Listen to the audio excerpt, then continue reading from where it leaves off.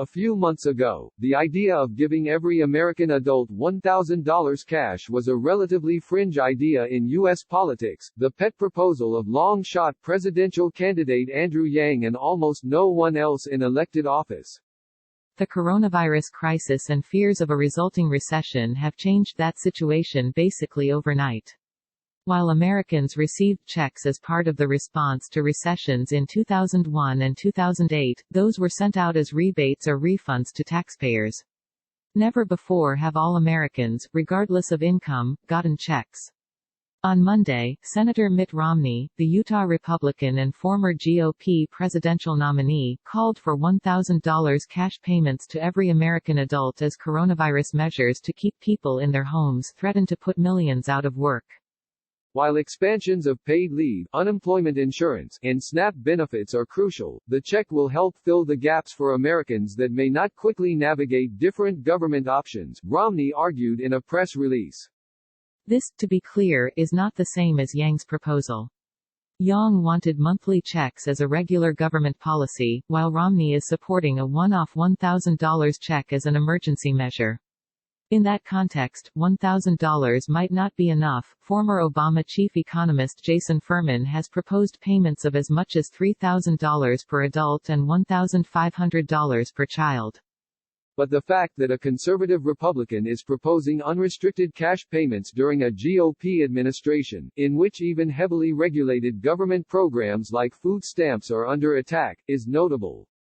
And Romney is not alone in this. Senator Tom Cotton, RR, one of the most conservative members of the Senate GOP and a likely future presidential contender, went on Fox and Friends on Monday morning to call on Congress to dispense with complicated mechanisms like tax credits and instead put cash in the hands of affected families. The exact parameters of Cotton's proposal are as yet unknown. I've asked for clarification from his office and will update this story when I hear back. Some Democrats not in leadership have also been pushing their own versions of this idea. There is already a cash bill in the House from Democratic reps Tim Ryan and R. O'Connor that would give at least $1,000 to every American making under $65,000, and as much as $6,000 to some families with children. But the involvement of conservatives in this effort is a remarkable turnaround.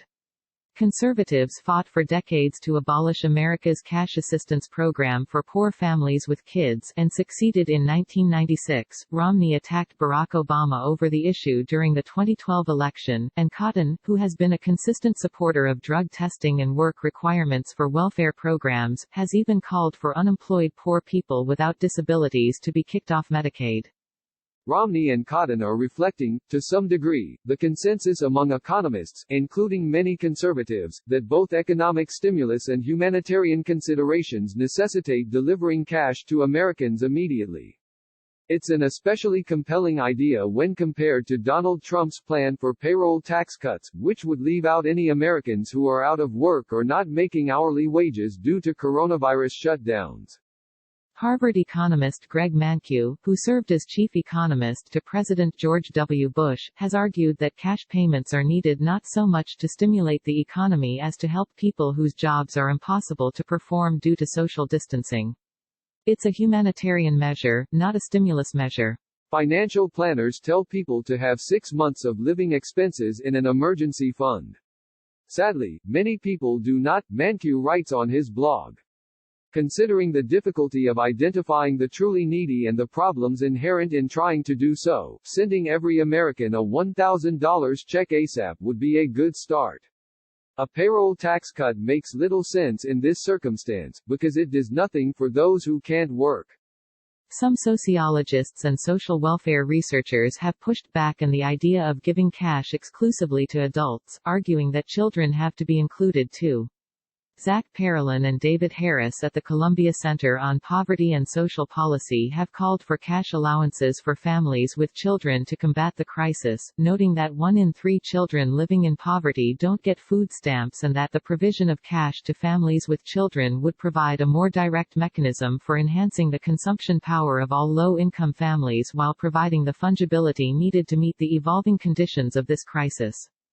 But Cotton, Romney, and Mankiw are all correct, we need cash now. And it's extremely heartening that in a time of extreme partisan polarization, even conservative Republicans are putting aside their normal opposition to unrestricted cash welfare because they know it's needed during this crisis. Sign up for the Future Perfect newsletter and we'll send you a roundup of ideas and solutions for tackling the world's biggest challenges, and how to get better at doing good. Future Perfect is funded in part by individual contributions, grants, and sponsorships. Learn more here.